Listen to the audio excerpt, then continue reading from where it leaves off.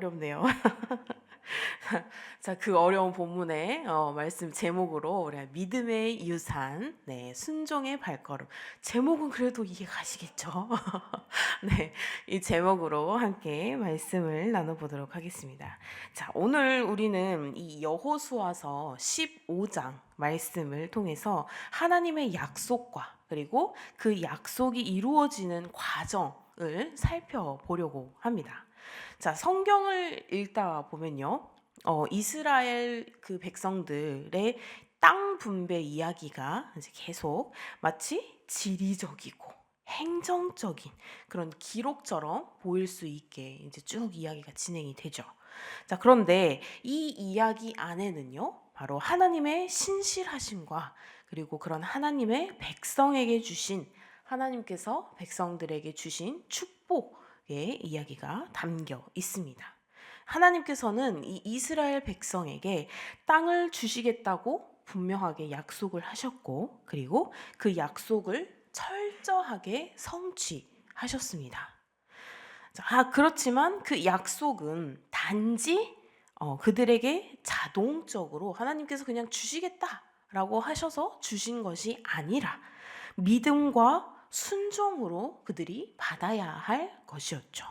자, 오늘 본문은요, 이런 이스라엘 백성들이 그 약속을 어떻게 받아들이고 그리고 순종으로 걸어갔는지를 보여주는 그런 본문입니다. 우리가 이 본문을 통해서 하나님께서 우리에게 주신 그런 영적 기업이 무엇인지를 깨닫고 그리고 그것을 누리기 위해서 우리의 삶 속에서 믿음과 순종으로 나아가야 한다라는 사실을 또한 우리가 배울 수가 있습니다. 자, 하나님은요, 우리 각자에게 맞는 그런 각자에게 특별한 그런 기업을 허락하셨고, 그것을 소유하고 또한 누리기 위해서 우리가 해야 할 일이 있다라는 것을 우리는 기억하셔야 할 것입니다. 그래서 오늘 말씀을 통해서 이 하나님의 약속과 그리고 우리의 책임이 무엇인지를 묵상하는 그런 시간으로 그래서 믿음으로 살아가는 그 삶의 도전을 함께 나눌 수 있는 그런 귀한 시간이 되시기를 소망합니다. 자, 유다 지파는 여호수아의 인도로 이제 약속의 땅을 분배받게 됩니다. 자, 본문은요, 이들이 차지한 그 땅의 경계를 굉장히 세밀히 묘사를 하고 있죠. 오늘 읽었듯이 남쪽 경계는 에돔 경계와 신광야를 지나며 또 동쪽 경계는 사해에 이르고 서쪽 경계는 지중해에 닿습니다. 자, 이것은 이제 막 동쪽, 서쪽, 남쪽, 북쪽 이제 막 이렇게 우리가 여러 지역들을 이야기를 했었는데 이것은 단순히 그냥 지리적인 기록이 아니라는 것이죠. 하나님께서는 자신의 백성에게 하신 그 약속의 땅을 매우 구체적으로 보여주시고 그리고 그 약속의 신실하심을 증명하십니다. 자, 이 땅은 단순히 그들의 소유를 위한 땅이 아니었습니다. 자, 이 땅은 하나님과의 언약을 이루는 그래서 굉장히 상징적인 의미를 가지고 있었습니다. 자, 하나님께서 이렇게 세심하게 경계를 지정하신 이유는 바로 그 땅이 그의 백성에게 특별하게 허락된 축복의 기업임을 명확히 하기 위함이라는 것입니다. 그런데 이 축복은 단순히 주어지기만 한 것이 아닙니다. 이 이스라엘 백성은 그 땅을 차지하기 위해서 굉장히 끊임없는 노력을 했어야 됐고 끊임없는 싸움을 싸워야 했죠. 신앙생활도 마찬가지인 것 같습니다. 하나님께서 주신 약속은 우리의 믿음과 우리의 순종 속에서 온전히 이루어진다라는 것이죠. 단지 이 약속을 위해서 우리는 기다리고만 있는 것이 아니라 이 약속을 위해서 우리 또한 이 약속을 붙들고 노력하며 나아가야 한다는 것입니다. 이 과정에서 우리는 하나님이 정하신 그 경계 안에서의 삶을 중요하게 깨닫게 됩니다.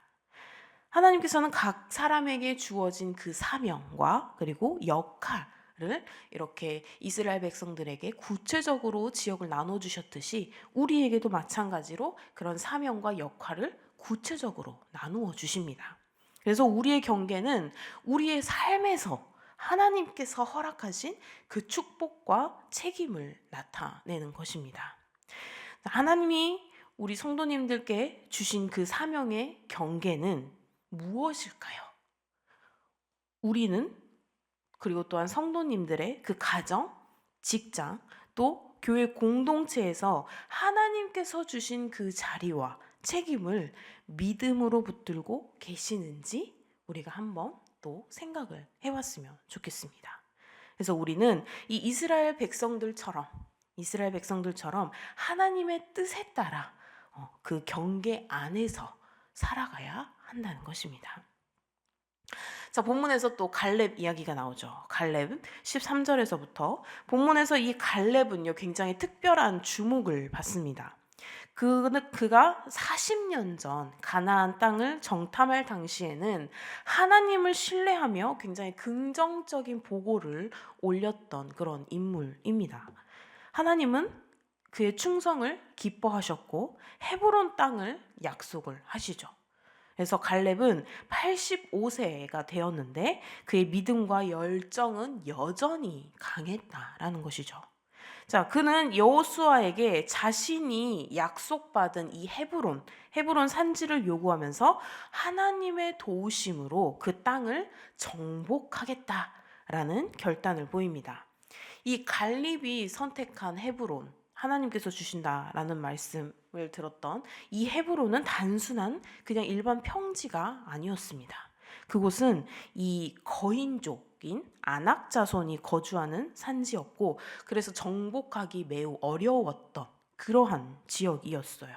그런데 그 갈렙은 그 산지를 전혀 두려워하지 않았다는 것입니다.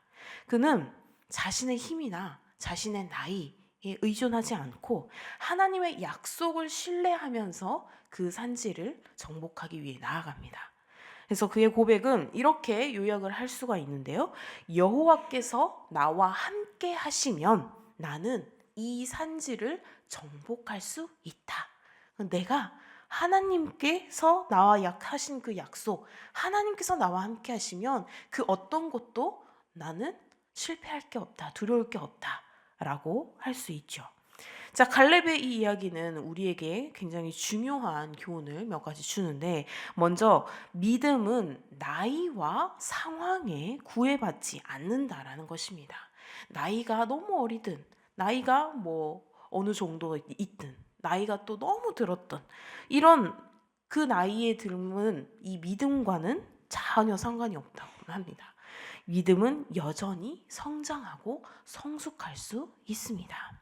자, 두 번째로 이 믿음은 현실을 부정하지 않지만 그 현실 너머의 하나님의 능력을 신뢰하는 것입니다. 그리고 믿음은 도전을 두려워하지 않고 하나님의 약속을 붙들며 행동으로 계속해서 나타나고 나아간다는 것입니다. 오늘날 우리도 이렇게 갈렙처럼 하나님의 약속을 붙들고 계속해서 도전하셨으면 좋겠습니다. 여러분들의 삶에, 성도님들의 삶에 산지와 같은 그러한 도전이 혹시 있으십니까? 내가 너무 힘들지만 꼭 넘어야 할 것 같은, 그리고 나는 도저히 넘을 수 없을 것 같은 그런 고개들이 있으십니까? 근데 그것이 신앙의 영역이든 아니면 가정과 뭐 직장 안에서든 어디서든 이 갈렙의 믿음과 순종을 본받아서 그 상황들을 담대히 나아가셨으면 좋겠습니다. 하나님께서는 우리 성도님들과 함께 하실 것입니다. 네, 갈렙의 믿음은요, 갈렙뿐만 아니라 그의 가족들에게도 큰 영향을 미쳤습니다. 16절부터 보시면 이제 갈렙은 이 기럇세벨을 정복하는 자에게 자신의 딸 악사를 아내로 주겠다라고 말을 하죠. 약속을 합니다. 이에 누구죠? 갈렙의 조카인 온니엘이 나서서 그 성을 정복하겠다. 그리고 그 성을 정복하고 아내로 결국 악사를 아내로 맞이하죠. 여기서 우리는 또 다른 인물을 보게 됩니다. 믿음의 인물이죠. 온니엘은 후에 이 이스라엘의 첫 번째 사사가 되어서 하나님의 구원 계획에 쓰임받는 그런 인물입니다. 그의 삶은 이 믿음의 결단과 순종이 얼마나 중요한지를 보여주는 그런 인물입니다. 특히 또 이 안에서 흥미로운 점이 하나 있는데 악사의 태도죠. 그녀는 결혼 후에 아버지가 이 더 큰 축복을 요청을 하거든요. 근데 악사는 이미 이 땅을 기업으로 받았습니다. 이 땅을 기업으로 받았지만 이 아버지에게 더 큰 곳, 더 큰 축복을 요청하며 물이 풍성한 샘을 또 추가로 또 요청을 하죠. 이것은 단순히 욕심이 아니라 더 풍성한 축복을 간구하는 믿음의 행동 중에 하나였습니다. 악사의 요청은 우리에게 바로 기도의 중요성을 상기시켜 주는 그러한 본문입니다. 하나님께서는 우리가 담대히 구할 때 그것을 기뻐하신다는 것입니다. 그래서 하나님께서는 구하라, 그리하면 너희에게 주실 것이요 라고 하신 그 말씀처럼 우리는 우리의 필요와 우리의 소망을 하나님께 아뢰 수 있다라는 것입니다. 또 이 갈렙과 악사의 관계는 이 믿음의 유산이 어떻게 세대를 넘어서 전달이 되는지를 또한 보여줍니다. 그래서 이 갈렙의 믿음과 이 순종은 그의 딸과 그리고 그의 사위에게 또 전수가 되었고, 그들은 그 믿음을 따라서 하나님의 축복을 또한 아버지처럼 누릴 수 있는 그런 자손들이 되었습니다. 오늘날 우리도 다음 세대에 이러한 믿음의 유산을 전해야 한다라는 것입니다. 우리의 자녀들과 그리고 청년들에게 하나님의 말씀과 하나님의 약속을 가르치고 그리고 믿음으로 사는 그러한 이 신앙의 선배의 모습을 보여주시면 좋겠습니다. 그래서 우리의 믿음은 개인적인 차원을 넘어서 이렇게 세대와 공동체까지 영향을 미쳐야 한다는 것이죠. 이 갈렙 그리고 온니엘 그리고 이 악사의 이야기는 단순히 가족사가 아니라는 것입니다. 그것은 이 하나님의 약속과 하나님의 축복이 어떻게 한 가정과 이 공동체를 통해서 성취되는지를 보여주는 굉장히 놀라운 그런 본보기가 된 것이죠. 자, 이 이야기를 통해서 우리의 믿음이 다음 세대에 어떻게 이어질 수 있는지를 우리 또한 깊이 고민하고 실천해야 할 것입니다. 자, 사랑하는 성도 여러분, 오늘 이 본문을 통해서 이 유다 지파가 받은 땅의 경계, 그리고 갈렙의 믿음과 도전, 그리고 온니엘과 악사를 통해서 전해진 이 믿음의 유산을 쭉 살펴볼 수가 있었습니다. 본문은 뭔가 굉장히 어려웠던 것 같은데, 그렇죠? 어디 가고 어디 정복하고 막 이랬는데 결국 알고 보니 하나님께서 그들에게 정해주신 그 경계, 하나님께서 정해주신 우리의 경계를 보여주는 것이었습니다. 그래서 이 모든 이야기가 단순히 이렇게 역사적인 기록으로만 된 것이 아니라 하나님의 약속이 성취되는 과정과 그리고 그 백성에게 요구되는 믿음과 순종을 보여주는 그런 살아있는 증거였습니다.